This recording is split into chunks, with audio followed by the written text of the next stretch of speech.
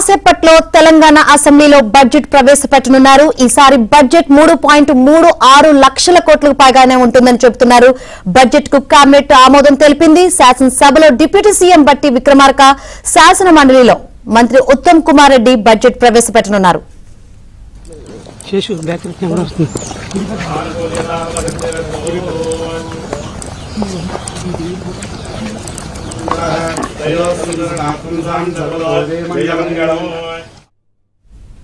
కొత్త బడ్జెట్ లో ప్రభుత్వం విద్య, వైద్యం, వ్యవసాయం, సంక్షేమ రంగాలకు పెద్దపీట వేయనున్నట్లు తెలిసింది. జూనియర్ కాలేజీలో మధ్యాహ్న భోజన పథకాన్ని అమలు చేసేందుకు ఈ బడ్జెట్ లో నిధులు కేటాయించే అవకాశం ఉంది. ప్రస్తుతం పాఠశాల వరకే ఈ పథకం అమలవుతోంది. దీనిని కాలేజీ విద్యార్థులకు కూడా అమలు చేస్తామని ఇదివరకే ప్రభుత్వం ప్రకటించింది. పాఠశాలలో ముఖ్యమంత్రి బ్రేక్ఫాస్ట్ స్కీమ్ ను కూడా ఈ బడ్జెట్ లో ప్రతిపాదించనున్నట్లు తెలిసింది. 1వ తరగతి నుంచి జూనియర్ కాలేజ్ వరకు దీనిని అమలు చేయనున్నట్లు సమాచారం. ఈ పథకం కింద దాదాపు 21 లక్షల మంది విద్యార్థులు ప్రయోజనం పొందుతారని భావిస్తున్నారు.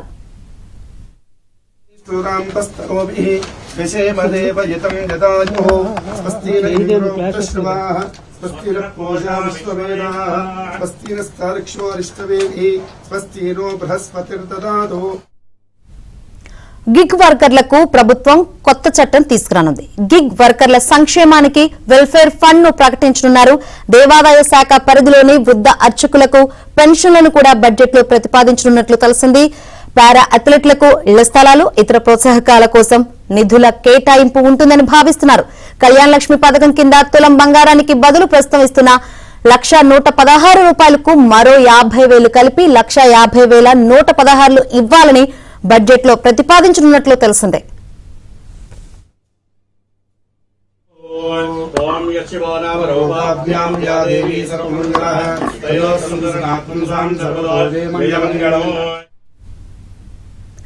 ఇటీవలే ప్రభుత్వం ఉద్యోగులకు ఆరోగ్య పథకాన్ని సర్కారు ప్రకటించింది. ఉద్యోగుల మూల వేతనాల నుంచి 1.5% చొప్పున ప్రతి నెల మినహాయించి ఈహెచ్ఎస్ కార్పస్ ఫండ్ లో కలుపుతారు. ఇలా మొత్తం 528 కోట్లు జమ కానున్నాయి. ఇంతే మొత్తం 528 కోట్లను తెలంగాణ ప్రభుత్వం తన వాటా కింద బడ్జెట్ లో కేటాయించే అవకాశాలున్నాయి. రైతు భరోసా, రైతు బీమా, చేయూత, ఇంద్రమ్మ ఇళ్లు, మహాలక్ష్మి, గృహజ్యోతి, సన్నాలకు 500 చొప్పున బోనస్, సబ్సిడీ బియ్యం వంటి పథకాలకు తగినన్ని నిధులు కేటాయించే అవకాశం ఉందని ప్రభుత్వ వర్గాలు తెలిపాయి.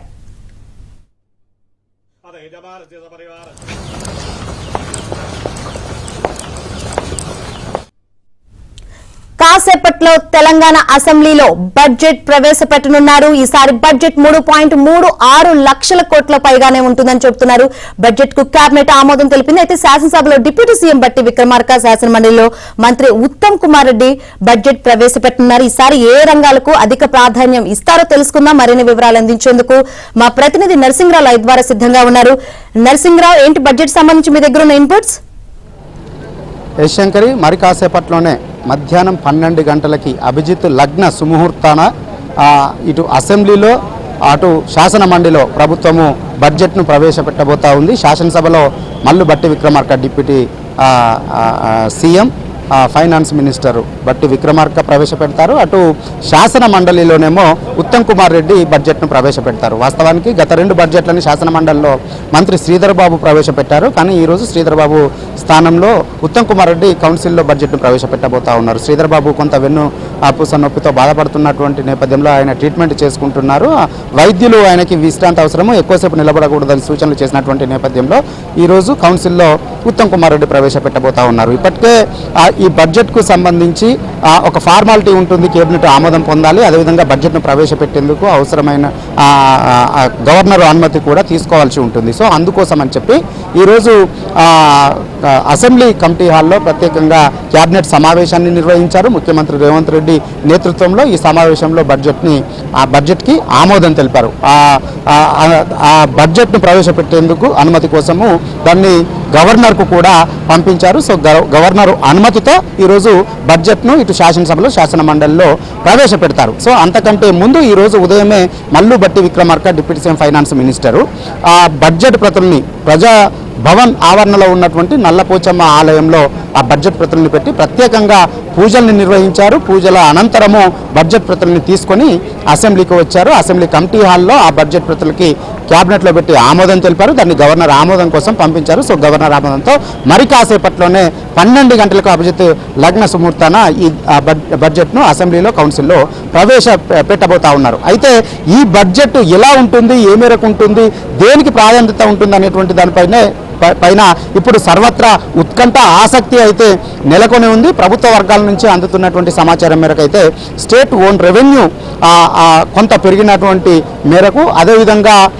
కొన్ని అంచనాలను పెంచుకొని దాదాపుగా 10% బడ్జెట్ను గతం కంటే ఈసారి పెంచేటువంటి అవకాశం ఉన్నట్లుగా తెలుస్తూ ఉంది. వాస్తవానికి ప్రభుత్వానికి కూడా ఇది అత్యంత కీలకమైనటువంటి బడ్జెట్. మొత్తం ఈ ప్రభుత్వం వచ్చినప్పటి నుంచి మొదట అధికారంలోకి రాగానే ఓటాన్ అకౌంట్ బడ్జెట్ పెట్టారు. ఆ తర్వాత ఇది 3వ బడ్జెట్. సో ఇది అత్యంత కీలకమైనటువంటి బడ్జెట్. ఇక రాబోయేటువంటి 2 బడ్జెట్లు కూడా దాదాపుగా ఎన్నికల బడ్జెట్లుగా ఉంటాయి. కాబట్టి దీన్ని ఎంతో ప్రతిష్టాత్మకంగా తీసుకొని వాస్తవ బడ్జెట్ను రూపకల్పన చేశామనేటువంటిది ప్రభుత్వం చెప్తా ఉంది. ఎందుకనంటే కేంద్రం నుంచి ఏం గ్రాంట్స్ వస్తాయి, ఏం ఆదాయం వస్తుంది అనేటువంటి దానిపైన ఒక అంచనా ఉంది. స్టేట్ ఓన్ రెవెన్యూ ఏముంది అనేటువంటిది, రాష్ట్రానికి వచ్చేటువంటి ఆదాయం ఏముంది అనేటువంటి దానిపైన ఒక అంచనాకు ప్రభుత్వము వచ్చింది, స్పష్టతతో ఉంది. ఇటు రెవెన్యూ వ్యయం ఎంత ఉందో, అదేవిధంగా మూలధనం ఎంత అవుతుందో అనేటువంటి దానిపైన కూడా ఒక స్పష్టత ఉన్నటువంటి నేపథ్యంలో ఆడంబరాలకు పోకుండా వాస్తవిక బడ్జెట్ను ఈసారి తాము రూపకల్పన చేశాము, అంకెల గారడీ కాకుండా రియలిస్టిక్ బడ్జెట్ను రూపకల్పన చేశామనేటువంటి మాటని ప్రభుత్వ